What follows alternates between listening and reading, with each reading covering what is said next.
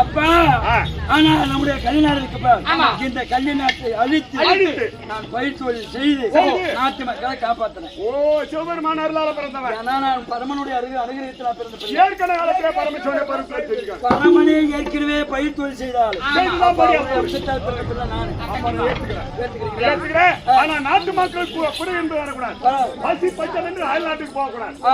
பார்த்து கொண்டால் அதுவே போதும். ஆனால் நாங்கள் காசி முறை ராமேஸ்வரம் வரை தீர்த்த யாத்திரை சென்று வருகிறோம். ஆனால் பத்திரமாக நாட்டை ஆள வேண்டும். சரியப்பா, அப்படி அவங்க போயிட்டு வாங்க.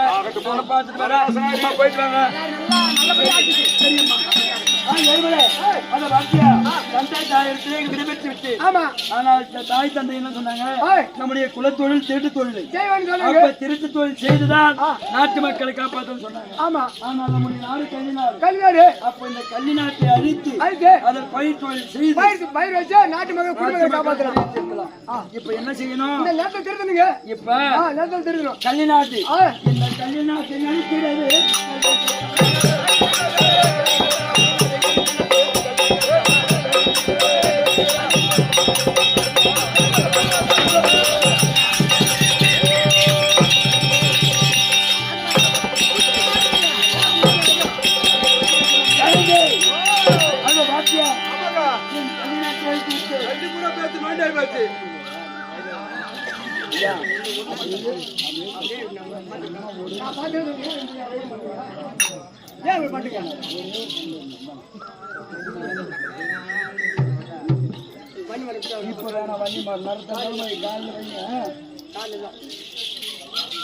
ராமசாமி, ஐயோ அத பாத்தியா?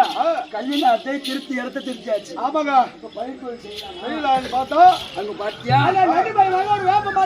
பெரிய கல்யாணம் கொடுத்துருக்குது. ஆமா, அப்ப அந்த கல்யாணத்துல அந்த கல்யாணத்தை அழிச்சாதான் நம்ம ஆனால் அழிக்க வேண்டுமானால் புத்தகம் ஒண்ணு இருக்குதுங்க.